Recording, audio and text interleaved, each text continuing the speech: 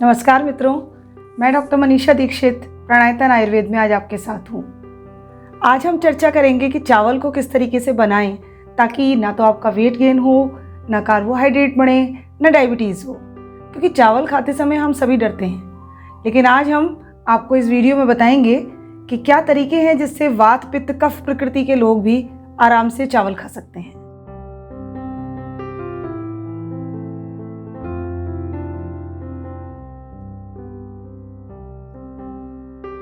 चावल हमारा staple food है। यहाँ तक कि हार्वेस्ट सीजन में चावल की विभिन्न प्रकार से पूजा भी करी जाती है। छोटे बच्चों को जब वो 5th मंथ के हो जाते हैं तब हम उनको चावल की खीर बना करके चटाते हैं, जिसको हम बोलते हैं अन्नप्राशन संस्कार। आचार्य सुश्रुत ने अपनी संहिता में कहा है, प्राणी नाम पुनर्मूलम आहारो बल वर्ण ओजसाम चा, अर्थात जो वस्तु प्राणियों के अंदर स्ट्रेंथ, वाइटलिटी, कॉम्प्लेक्शन सबको इंक्रीज करे, वो सारे गुण हमारे चावल के अंदर हैं। इसी प्रकार से यजुर्वेद और ऋग्वेद में भी चावल की महत्ता का वर्णन करा गया है और उन्होंने इसको जो मनुष्य हैं उनके लिए श्रेष्ठ माना है। इसके अलावा आचार्य सुषेण ने मदोदधि वर्ग में 14वीं शताब्दी में इसका वर्णन करा है। हम देखते हैं कि हमारे चारों तरफ कई प्रकार की चावल की वैरायटीज़ हैं। इसमें जो बेस्ट चावल है वो है हमारा षष्ठीशाली, जिसको हम बोलते हैं रक्तशाली या साठी का चावल। आचार्यों ने कहा है, षष्ठी को व्रीहिषु श्रेष्ठो, यही चावल सर्वश्रेष्ठ है जो कि 60 दिन में पक जाता है, क्योंकि ये चावल जो हमारा है स्निग्ध है, वातहर है, न्यूरैल्जिया और पैरालिसिस को खत्म करता है, कॉन्स्टिपेशन नहीं होने देता, भूख की वृद्धि करता है, त्रिदोष शामक है, कभी ब्लोटिंग नहीं करता और साथ में हमारी शुक्र धातु का वर्धन भी करता है। इतनी मल्टीपल प्रॉपर्टीज होने के कारण ये चावल हमारा सर्वश्रेष्ठ कहा गया है। दूसरा चावल है हमारा ब्राउन राइस, जो हम देखते हैं कि छिलके वाला होता है और हम आजकल हमारे बड़ी चर्चा में भी है कि ब्राउन राइस का सेवन करना चाहिए। अब हम बात करते हैं जो हमारा तीसरा और सामान्य चावल है बासमती, जो हम दिन प्रतिदिन प्रयोग में लाते हैं। इस चावल के अंदर ये खास बात होती है कि ये कफ की वृद्धि करता है और वात पित्त को कम करता है। लेकिन आचार्यों ने कहा है कि जो हमारा पुराना चावल है वो कफ नाशक है और नया चावल जो होता है वो कफ की वृद्धि करता है।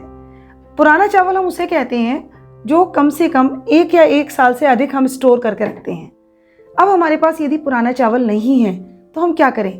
क्या वो कफ की वृद्धि करता रहेगा? क्या हम मोटे होते चले जाएंगे? नहीं। इसका एक बहुत अच्छी टिप मैं आपको बता देती हूँ। चावल लेने के बाद आप उसको ऐसे ही ड्राई थोड़ा सा कढ़ाई में फ्राई कर लीजिए और भूनने के बाद उसको फिर आप पका लीजिए, तो ये चावल हमारे शरीर में कफ की वृद्धि नहीं करता है। इसके अलावा जो हमारे अलग अलग प्रकृति के लोग होते हैं उनको चावल अलग अलग तरीके से खाना चाहिए।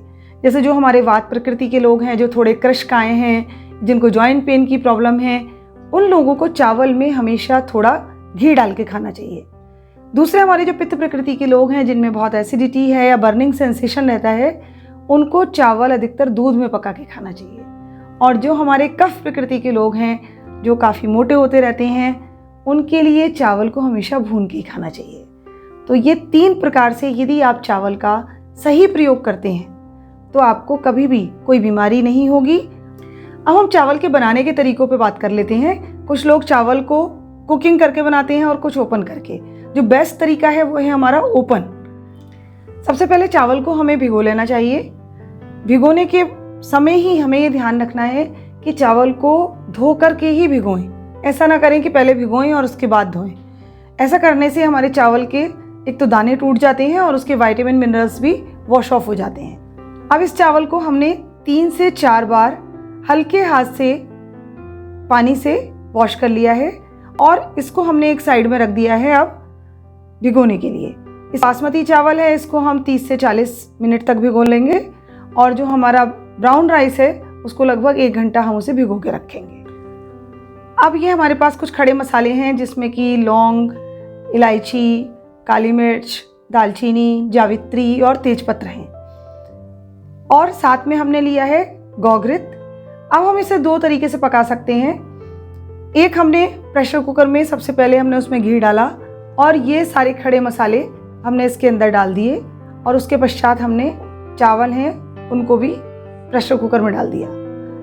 इसको पकाने का जो तरीका है वो बहुत अच्छा नहीं है, उत्तम तरीका नहीं माना जाता है। हमें ओपन कुकिंग करनी चाहिए।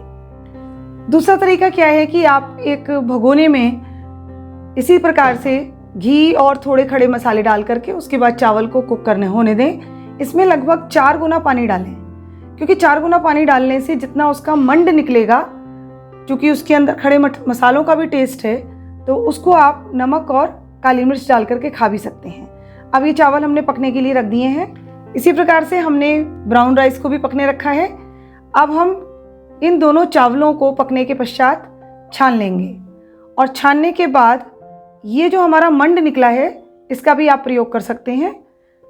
जो हमारे ब्राउन राइस है वो पकने में थोड़ा अधिक समय लेते हैं, और जो हमारे बासमती चावल हैं वो थोड़ी देर में ही 5 से 10 मिनट के अंदर ही गल जाते हैं।